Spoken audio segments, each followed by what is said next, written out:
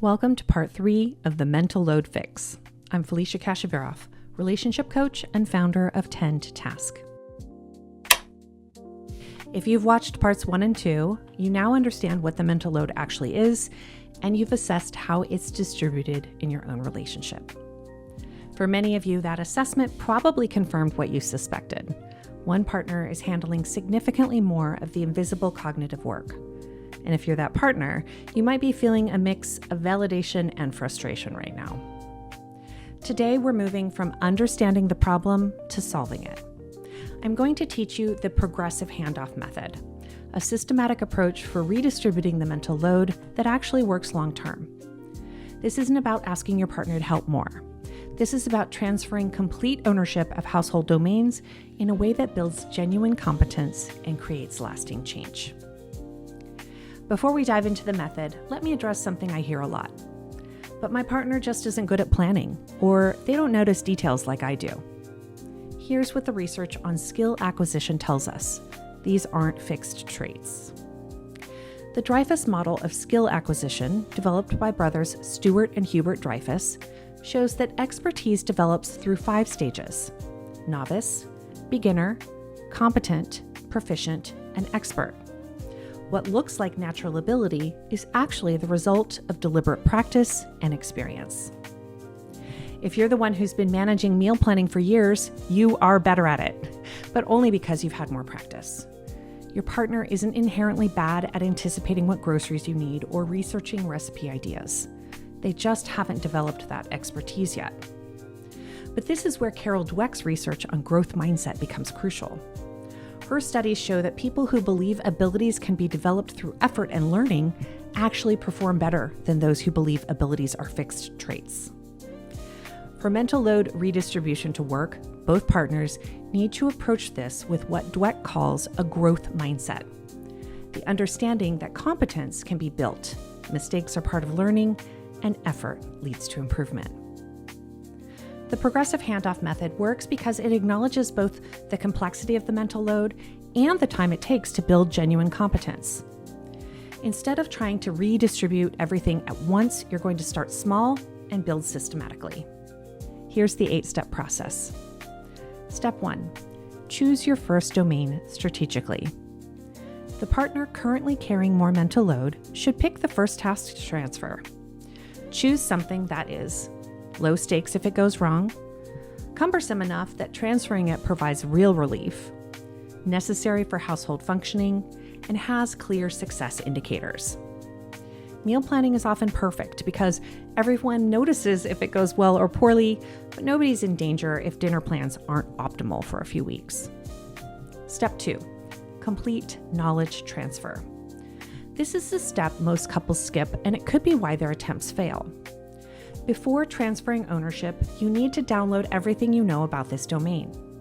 Schedule a dedicated conversation, at least an hour, where the current owner shares their mental process and decision-making frameworks, timing patterns and seasonal considerations, resources they use and shortcuts they've discovered, what to do when things go wrong, and hidden complexities the other partner might not realize exist. Now, it's interesting to note that this knowledge transfer conversation is often surprisingly valuable for the person who's been carrying the mental load. Many people tell me that articulating their process out loud for the first time helps them realize just how much cognitive work they've been doing invisibly. You might discover that you have elaborate mental frameworks you didn't even realize you developed. You might notice emotional labor you've been carrying, like worrying about family members' dietary preferences or managing everyone's feelings about meal choices. Sometimes just naming all the thinking work you do around a task is deeply validating and cathartic. The learning partner should record this conversation and take detailed notes. This exercise is a brain dump. It's not about creating a manual or articulating rigid rules. It's about transferring institutional knowledge and helping both partners understand the full scope of what's actually been happening. Step 3, complete ownership transfer.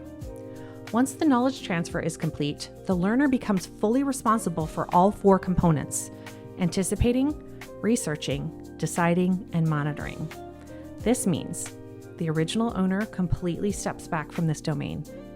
No suggestions unless specifically asked. No criticism of different approaches that achieve the same goal. No rescuing if things don't go perfectly.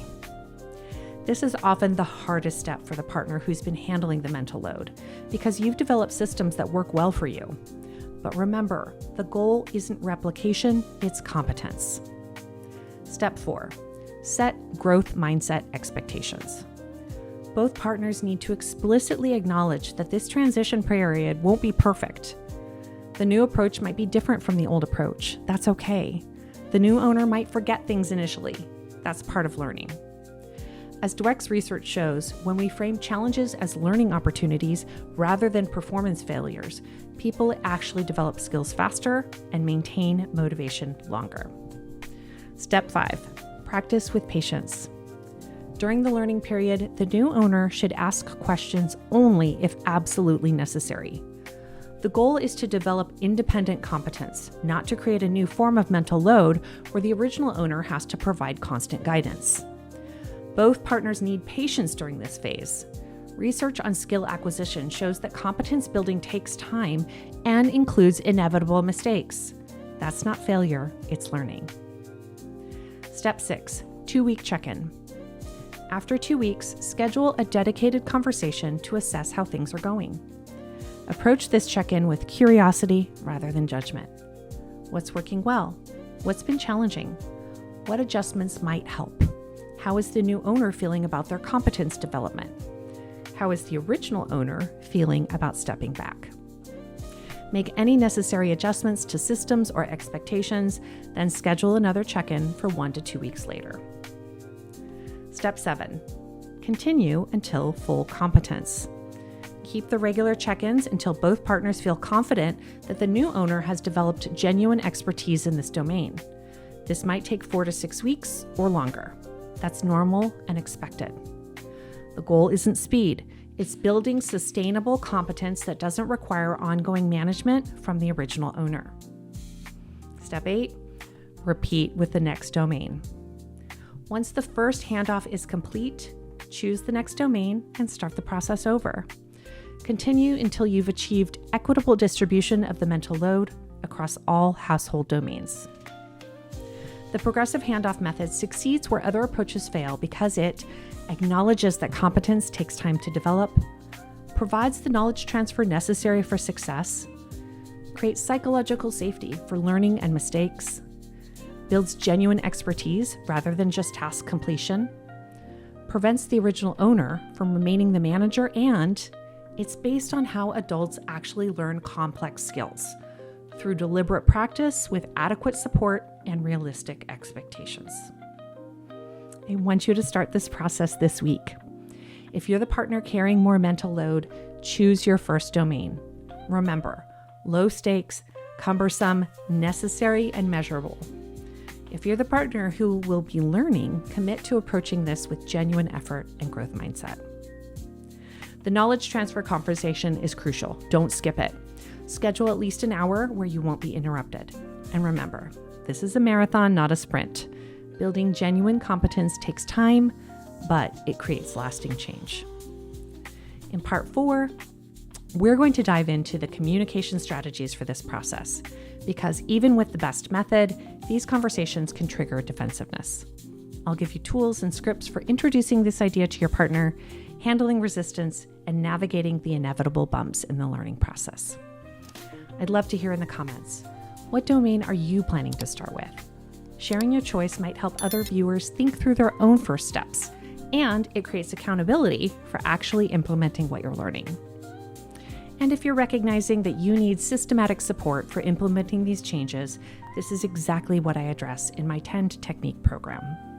I provide structured frameworks and ongoing guidance for couples who want to create genuinely equal partnerships. You can learn more at the link in the description. Thanks for watching, and remember, competence can be built. Your partnership can change. It just takes the right method and commitment from both people.